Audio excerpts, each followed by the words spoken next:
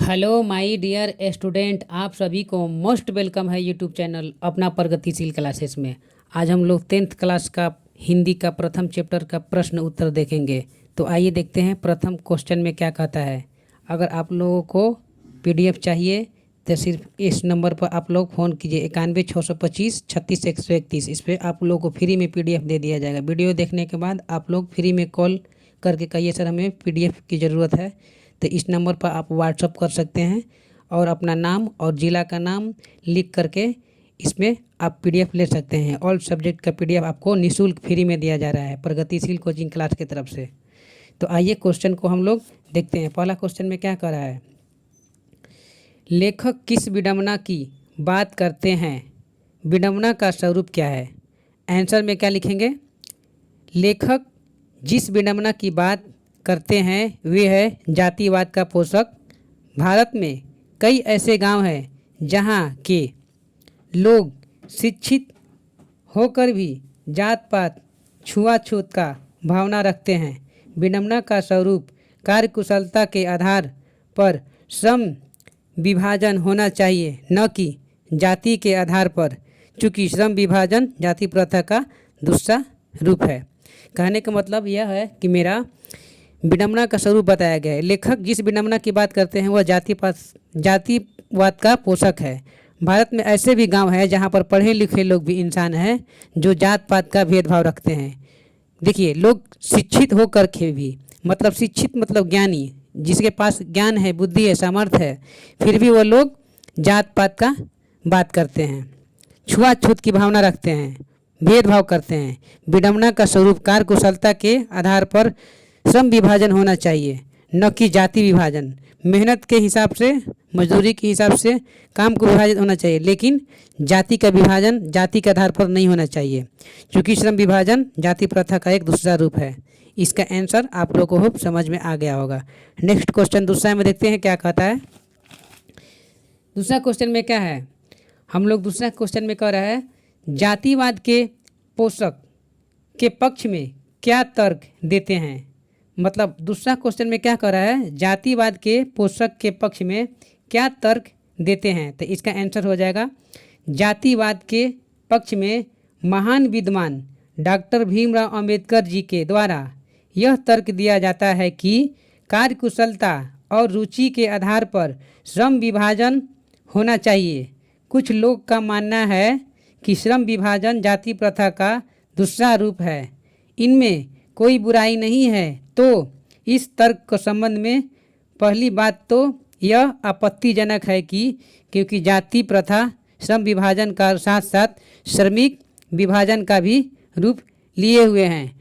अब इसका अर्थ है हम समझेंगे, जातिवाद के पक्ष में महान विद्वान यानी कि संविधान निर्माता डॉक्टर भीमराव अंबेडकर जी कहते हैं ना, अंबेडकर जी का द्वारा यह तर्क दिया जाता है कि कार्यकुशलता के रुचि के आधार पर, मतलब कोई व्यक्ति का रुचि है कि वह अपना मनपसंद कार्य करे, लेकिन श्रमिक विभाजन, यहाँ में कह रहा है श्रम विभाजन होना चाहिए, मतलब जाति के आधार पर नहीं, श्रम के आधार पर वो काम होना चाहिए।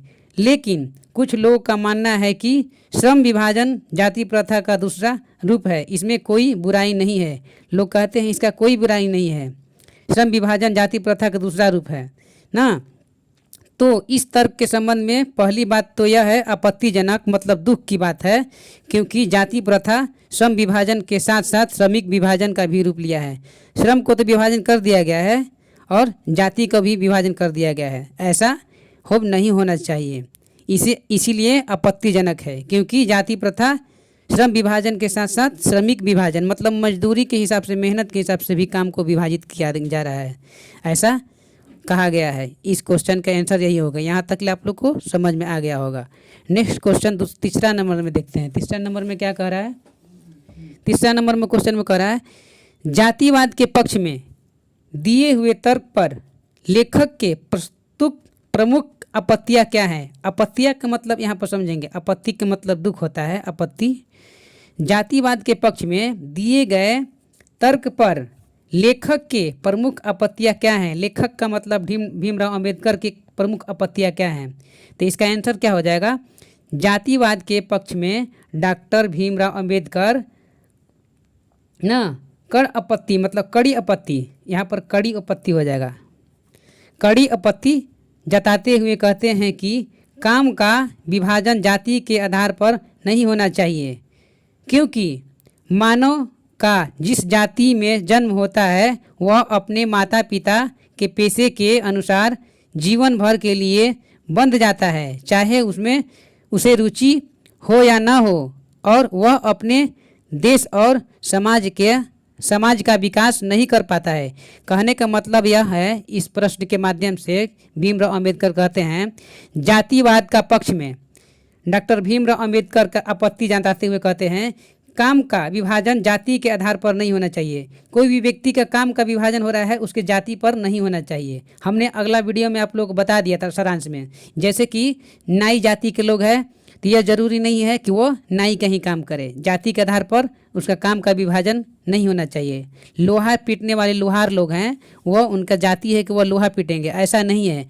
उनके मनपसंद कार्य करना चाहिए, जाति का विभाजन नहीं करना चाहिए। यही में है काम का विभाजन जाति के आधार पर नहीं होना चाहिए, क्योंकि मानव की जिस जाति का जन्म होता है वह उसमें अपने माता पिता के पेशे के अनुसार जीवन भर के लिए बंध जाता है। मतलब जाति के आधार पर रखेंगे कि इस जाति के लोग हैं तो उनके बेटा और बेटी क्या करेंगे, जीवन भर जाति के बंध में बंधे जाएंगे, वह अपने मनपसंद कार्य नहीं कर पाएंगे। इसलिए जाति के आधार पर कार्य को नहीं करना चाहिए, ठीक ना। चाहे उनमें रुचि हो या ना हो, उनकी रुचि हो या करने के लिए नहीं, लेकिन फिर भी उनके जन्म के आधार पर माता पिता के पेशे के आधार पर उनको वही काम में बांट दिया गया है कि तुम इस जाति को हो तो तुम यही काम करोगे। ऐसा नहीं करना चाहिए, आपत्ति जताते हुए हमारे भीमराव अंबेडकर कहते हैं। और वह अपने देश और समाज का विकास नहीं कर पाते हैं। अगर जाति के आधार पर वह अपना काम करेंगे तो देश के विकास क्या हो जाएगा, रुद्ध हो जाएगा, रुक जाएगा, क्योंकि उनका अर्थव्यवस्था चरमरा जाएगा। जाति के आधार पर मान लीजिए वो कोई कार्य करना चाहते हैं तो उनके मनपसंद लोग प्रॉफिट नहीं होगा, अर्थव्यवस्था क्या हो जाएगा, चरमरा जाएगा। मतलब वो हमेशा गरीब के गरीब ही रह जाएंगे, आगे जीवन में नहीं बढ़ पाएंगे जाति के आधार पर काम करेंगे तो। इस प्रकार से यह आपत्ति जनाते हैं। यहाँ तक के लिए आप लोगों को इस क्वेश्चन का आंसर मिल गया होगा। अब देखते हैं नेक्स्ट क्वेश्चन चौथा में क्या कहता है।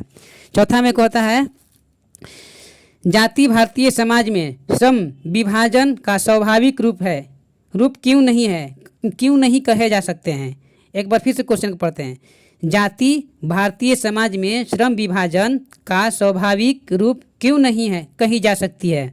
इसका आंसर क्या होगा, इसका आंसर होगा भारतीय समाज में जातिवाद का आधार पर श्रम विभाजन स्वाभाविक है, क्योंकि जातिगत श्रम विभाजन श्रमिकों के रुचि अथवा कार्यकुशलता के आधार पर नहीं होता है, बल्कि माता के गर्भ में ही श्रम विभाजन को तय कर दिया जाता है कि जो व्यवस्था रुचिपूर्ण है होने के कारण गरीबी और बेरोजगारी को बढ़ावा वाला होता है, जो विश्व के किसी भी समाज में नहीं पाया जाता है। कहने का मतलब यह है मेरा, इसके माध्यम से यह कहना चाहते हैं भीमराव अंबेडकर, भारतीय समाज में जाति का आधार है, श्रम विभाजन स्वाभाविक है, क्योंकि जातिगत विभाजन श्रमिकों की रुचि पर अथवा कार्यकुशलता के आधार पर नहीं होता है। मतलब उनके कार्य के अनुसार पर, उनकी क्षमता के अनुसार पर, उनके रुचि के अनुसार पर नहीं है, बल्कि माता पिता के गर्भ में, कोई बच्चा माता पिता के गर्भ में पल रहा है ना, मान लीजिए कोई भी बिरादरी को हो, मान लीजिए हम कह सकते हैं कि वह नाई बिरादरी को हो, तो माता पिता के गर्भ में पल रहा है तो आने वाला समय में कहेगा तुम नाई ही के काम करोगे, क्योंकि तुम्हारे माता पिता नाई का काम किए हैं तो तुम भी नाई के काम पर नाई का ही काम करोगे, क्योंकि वह गर्भ में ही तय कर दिया जाता है, जो कि यह बिल्कुल गलत बात है, ठीक ना। यहाँ तक समझ में आएगा, बल्कि माता के गर्भ में ही श्रम विभाजन को तय कर दिया जाता है, क्योंकि उसका आधार है कि तुम नाई जाति को, तो तुम्हारा बेटा जन्म लेगा तो तुम नाई ही काम करोगे। उनके पेट में ही उनको तय कर दिया जाता है, अभी जन्म नहीं लिया है बच्चा, फिर भी जन्म से पहले ही उसको तय कर दिया जाता है कि तुम नाई जाति को हो तो बाल काटोगे, अगर उसी प्रकार से तुम कुम्हार जाति को हो तो कुम्हार वाला काम करोगे, तुम धोबी जाति को हो तो तुम कपड़ा वाला काम करोगे, धोने का काम करोगे। इस प्रकार उनके माता पिता के पेट में ही, मतलब गर्भ में ही जो बच्चा पलता है उनको तय कर दिया जाता है, जो कि यह बिल्कुल गलत है ना। तय कर दिया जाता है। जो विवशता अरुचिपूर्ण, मतलब अरुचिपूर्ण कहने का मतलब उनका रुचि नहीं है, फिर भी उनको जाति के आधार पर बांध दिया गया है कि तुम इस जाति को हो तो यही काम करोगे। हमारे समाज में माना जाता है ऐसा होने के कारण गरीबी और बेरोजगारी का बढ़ाने वाला होता है। मतलब ऐसा करने पर क्या होगा, गरीबी और बेरोजगारी कभी ख़त्म नहीं होगा, क्योंकि दिनों ब दिन यह बढ़ता जाएगा, जो विश्व के किसी भी समाज में नहीं पाया जाता है। विश्व के ऐसा भी कोई देश नहीं है जहाँ पर ऐसा पाया जाता है, लेकिन हमारा ही देश एक भारत है जिसमें ऐसा पाया जाता है। नेक्स्ट क्वेश्चन को हम अगला वीडियो में लाते हैं। तब तक ले जय हिंद, जय भारत, वंदे मातरम।